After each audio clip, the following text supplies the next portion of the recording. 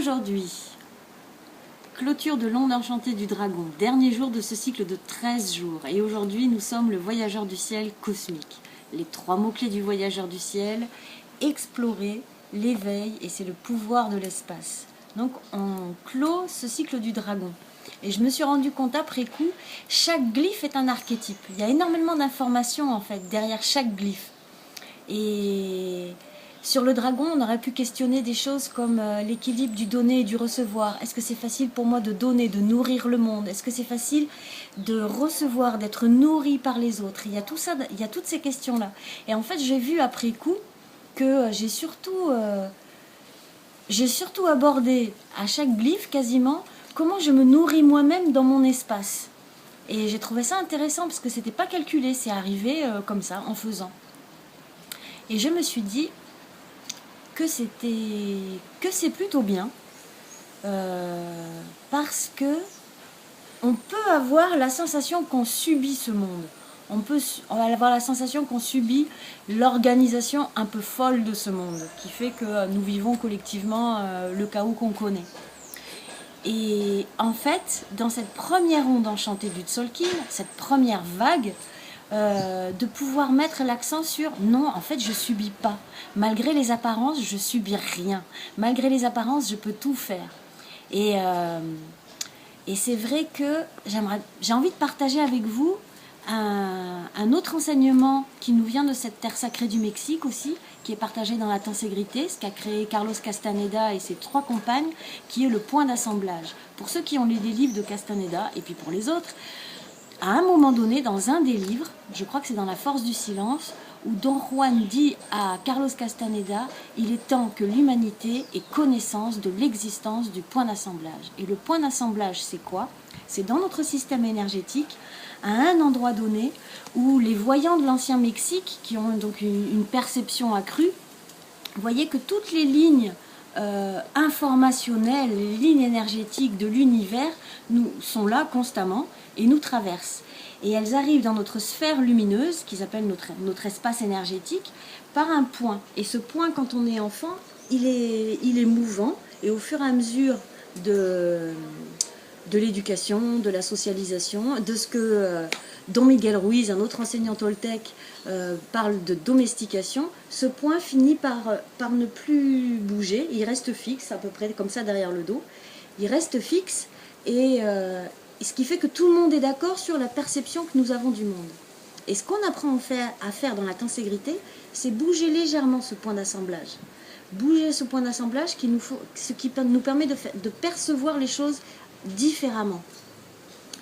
Et en fait, en bougeant, on se rend compte qu'on est tout le temps quasiment en réaction selon les blessures de l'enfance, les blessures de la vie, et voilà, de cette domestication. Et qu'en fait, en le bougeant un peu, on a accès à d'autres informations. Et ça, c'est vraiment en lien avec ce qu'on a vu hier sur l'humain jaune cristal. C'est-à-dire qu'on prend n'importe quelle scène de la vie quotidienne, on le vit dans les séminaires de tenségrité, on le vit, c'est vraiment intéressant à vivre, c'est très libérateur. C'est vraiment, on sent que non, à aucun moment on subit ce monde, à aucun moment. On a toujours la responsabilité de comment on réagit à ce qui se passe et comment on crée notre monde. Et par exemple, ça peut être... je vous en parle parce qu'il y a le mot explorer et il y a le mot éveil dans le voyageur du ciel. Donc c'est ça, c'est cette conscience qui peut bouger pour pouvoir vivre des expériences différentes, pour pouvoir davantage se nourrir et nourrir de manière plus bénéfique le monde par notre simple présence. Et un exemple, ça pourrait être une interaction qui ne se passe pas très bien, où on sort de cette interaction, on a un goût de bof, je me sens pas super bien, il s'est passé quelque chose, j'ai pas trop compris, on m'a raccroché au nez, ou on m'a dit c'est toujours pareil avec toi, tu m'écoutes jamais, etc. Ok, on garde cette scène, on se remémore cette scène, je vous explique la pratique. On se remémore cette scène et puis on va faire ce qu'on appelle une passe magique dans cette tradition de l'ancien Mexique. Une passe magique, donc on va bouger le corps. Et selon la manière qu'on a de bouger le corps, on va bouger un peu ce point d'assemblage. Et ensuite on va regarder la scène. Et là on a accès à des informations auxquelles on n'avait pas forcément accès avant. Et on va capter que, ah ben tiens, la personne que j'avais en face, elle avait besoin d'être entendue. où elle était pas très bien. Ou alors, au moment où moi j'ai prononcé telle phrase, moi-même j'étais dans un état particulier et je peux comprendre, maintenant que j'ai l'information, que cette personne a mal réagi à ce que j'ai dit.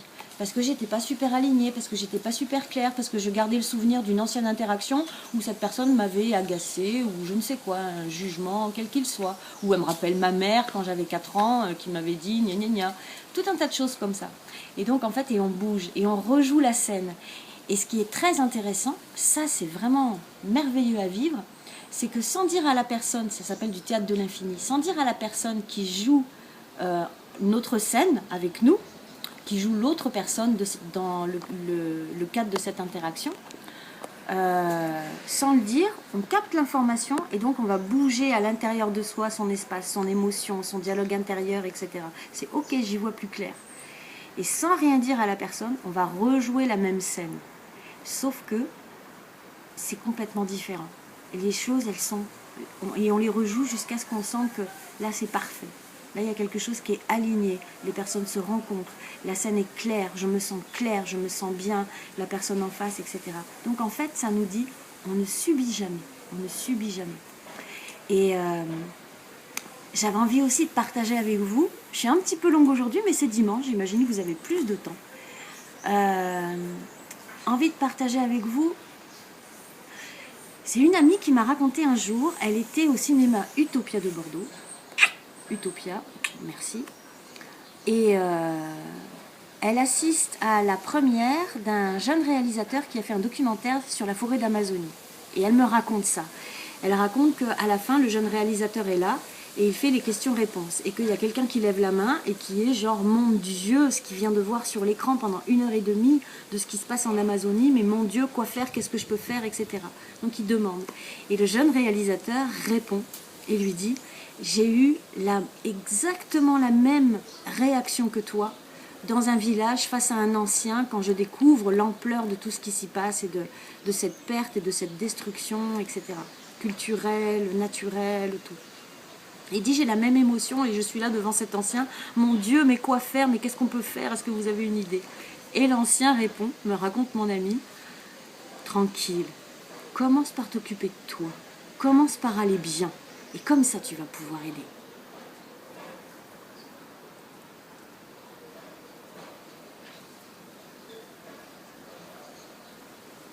Donc c'est ça le monde enchanté du dragon. Commençons par nous occuper de nous. Commençons par aller bien. Et c'est ça que nous pouvons offrir au monde de meilleur. C'est comme ça que nous bougeons le monde autour de nous. De manière fine, de manière subtile, sans sonner les trompettes, sans aller forcément, je sais pas, à vouloir convaincre ou des choses comme ça. Juste, ça commence là, dans notre espace. Ça commence là, dans notre espace.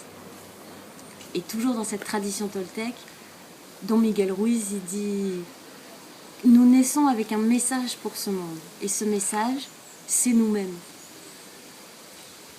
Donc soyons nous-mêmes. Et ça nous prépare parce que demain, nous allons commencer une nouvelle onde enchantée. Nous allons continuer de voir comment nous pouvons réenchanter ce monde avec l'onde enchantée du magicien blanc.